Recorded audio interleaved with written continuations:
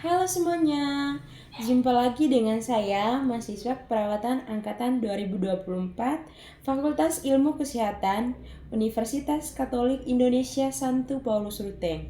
Saya atas nama Laurenciana Fetni dari kelas 2024H.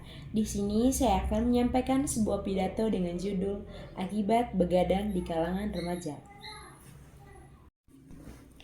Yang saya hormati Bapak Ibu serta teman-teman yang saya banggakan, puji syukur kita panjatkan kepada Tuhan Yang Maha Esa karena atas rahmat dan karunia-Nya kita masih diberi kesehatan hingga saat ini.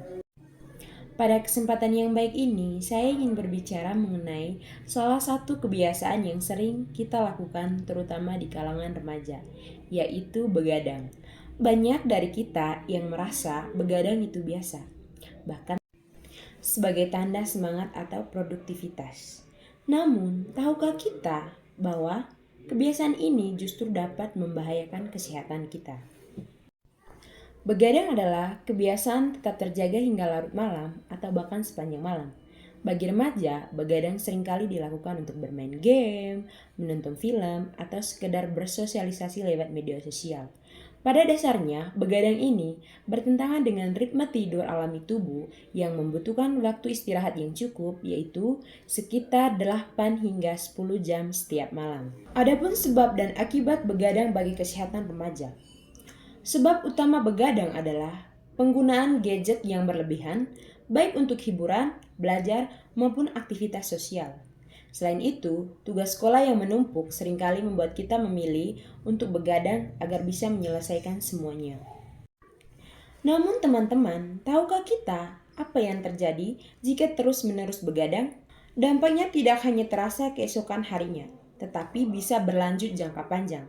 Akibat begadang yang pertama adalah penurunan kinerja otak.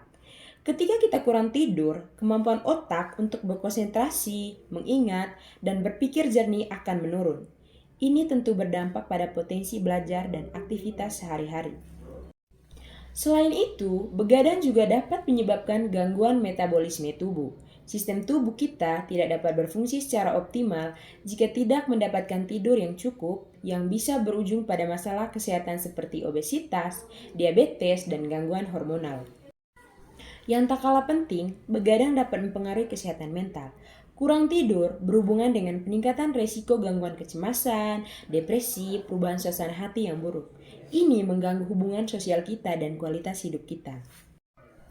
Lalu, bagaimana kita tahu kalau begadang sudah berdampak buruk pada tubuh kita?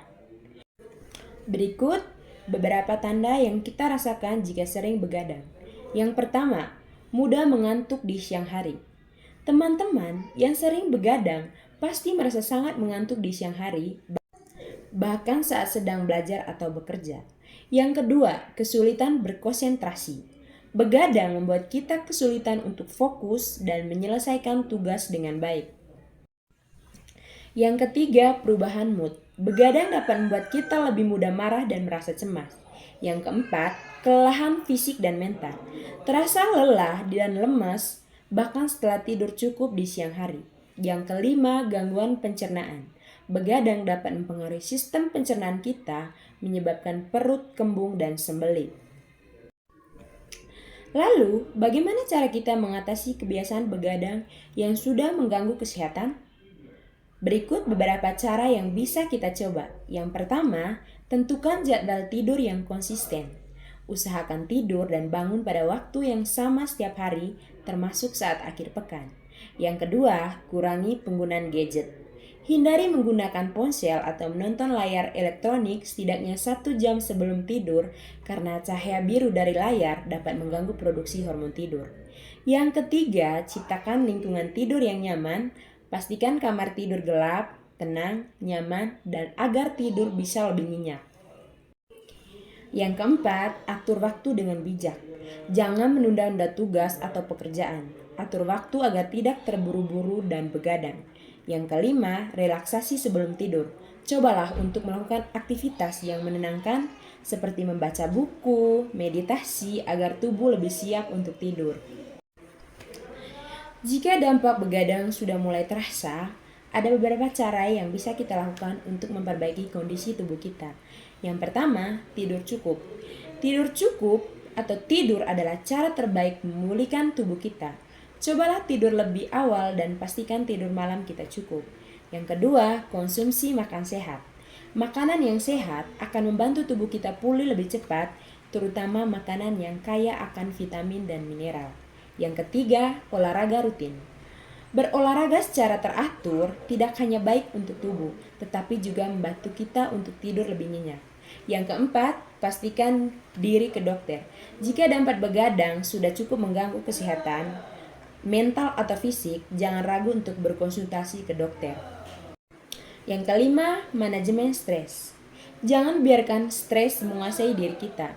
Kelola stres dengan cara berbicara orang yang kita percaya atau melakukan kegiatan yang menyenangkan. Jadi, teman-teman, mari kita mulai sadar bahwa tidur yang cukup adalah investasi kesehatan yang tidak ternilai harganya. Begadang memang tampak menyenangkan dalam sesaat, tetapi dampaknya sangat buruk bagi kesehatan kita, terutama bagi remaja yang masih dalam masa pertumbuhan. Oleh karena itu, marilah kita ubah kebiasaan begadang menjadi kebiasaan tidur yang sehat dan teratur.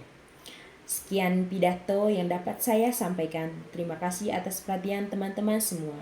Semoga kita semua lebih menjaga pola tidur agar tetap sehat dan produktif.